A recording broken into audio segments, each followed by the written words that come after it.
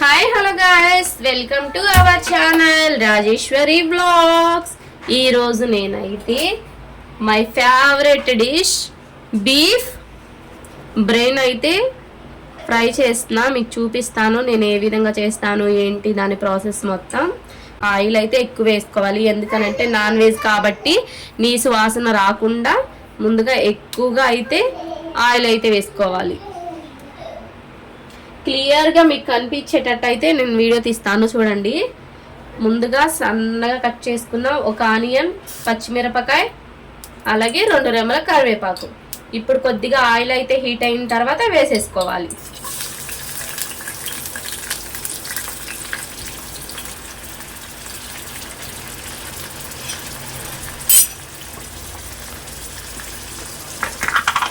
Onions తొందరగా వేగాలంటే కొద్దిగా salt అయితే వేసుకోండి. కర్రీకి సరిపడినంత టేస్ట్కి మనమైతే తర్వాత వేసుకుందాం సాల్ట్ అయితే. నేనైతే ఇప్పుడు కొద్దిగానే వేస్తున్నా. ఇప్పుడైతే బాగా బ్రౌన్ కలర్ వచ్చేంత వరకు బాగా ఆయిల్లో ఫ్రై చేసుకోవాలి, అది కూడా పెద్ద మంట పెట్టి. మా మమ్మీ అయితే వస్తూ నా కోసం బీఫ్ బ్రెయిన్ అయితే శుభ్రం చేసుకొని అలాగే ఉడకబెట్టుకొని తీసుకొని వచ్చింది, ఎందుకనంటే వాసన రాకుండా. ఇప్పుడు నేనైతే బీఫ్ బ్రెయిన్ అయితే ఫ్రై చేస్తున్నాను. బీఫ్ బ్రెయిన్ చాలా బాగుంటుంది ఫ్రెండ్స్, నేను తింటా, నాకైతే చాలా ఇష్టం.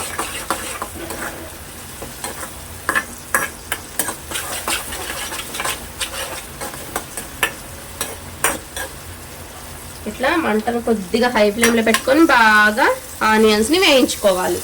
పక్కనైతే నేను అల్లం వెల్లుల్లి అయితే దంచుతున్నాను.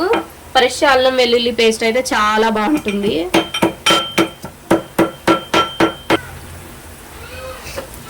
అడుగు అంటకుండా బ్రౌన్ కలర్ వచ్చేంత వరకు ఫ్రై చేసుకోవాలి, కలుపుకుంటూనే ఉండాలి ఇలాగా. ఇంతకు ఏం చేస్తున్నారు ఫ్రెండ్స్, ఎలా ఉన్నారు, బాగున్నారా? నా వీడియోస్ నచ్చుతున్నాయా మీకైతే? నచ్చకపోతే కామెంట్ సెక్షన్లో కామెంట్ చేయండి. అలాగే ఎలాంటి వీడియోలు తీయాలో కూడా మీరు చెప్పండి నాకైతే. ఇక్కడ నేనైతే ఇప్పుడే ఫ్రెష్గా దంచుకున్న అల్లం వెల్లుల్లి పేస్ట్ వేసేసుకొని మంచిగా మిక్స్ చేసుకొని ఇది కలిసేంత వరకు కలుపుకోవాలి.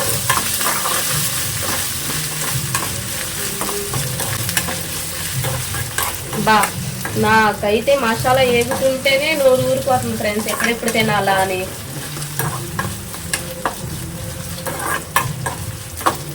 మీకు బీఫ్ కేజీ ఎంత పడుతుందో కామెంట్ చేయండి. మాకు ఇక్కడైతే 450 అలా అయితే పడుతుంది కేజీ.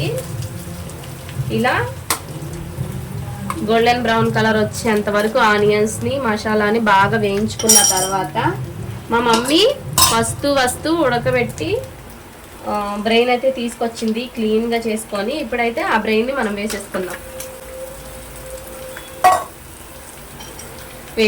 తర్వాత ఇప్పుడైతే మంచిగా ఇలా కట్ చేసుకొని కలుపుకోవాలి.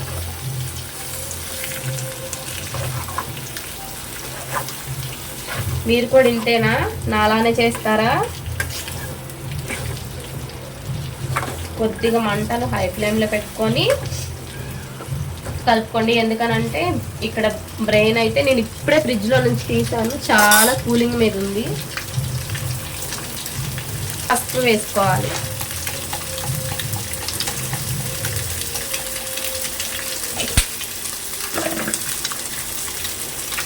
అడుగు అంటకోకుండా తిప్పుకోండి ఫ్రెండ్స్.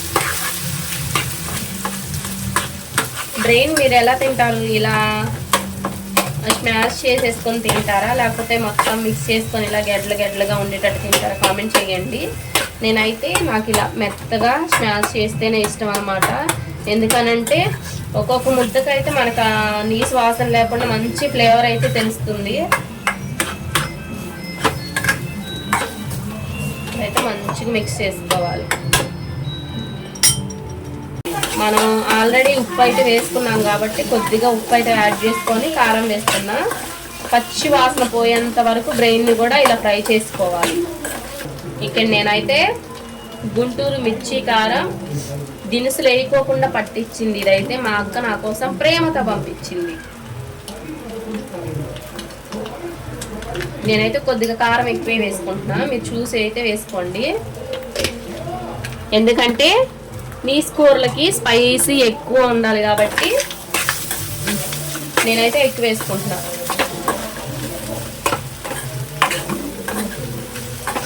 బాబా ఏమన్నా ఉందా ఫ్రెండ్స్, అసలు ఎంత మంచి స్మెల్ వస్తుందో తెలుసా.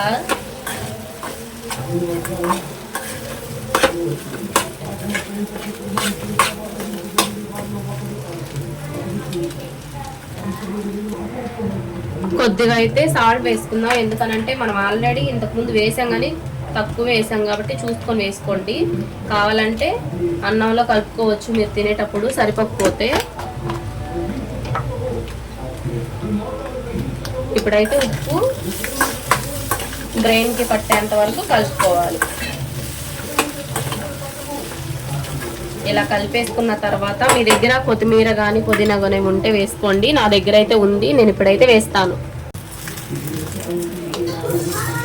2 రెమ్మల కరివేపాకు కొత్తిమీర వేసేసుకోవాలి. మిక్స్ చేసేసుకుంటే మన టేస్టీ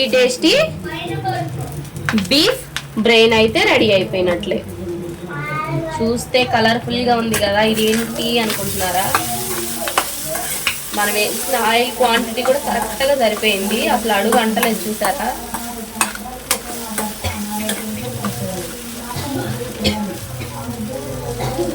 ఇప్పుడైతే ఫైనల్గా మీ దగ్గర ఏమైనా గరం మసాలాలు ఉంటే వేసుకోవచ్చు, నేనైతే ఏం వేయట్లేదు. ఫుల్ వీడియో కనుక మీకు నచ్చినట్లయితే like, share and subscribe to my channel Rajeshwari vlogs. Bye guys.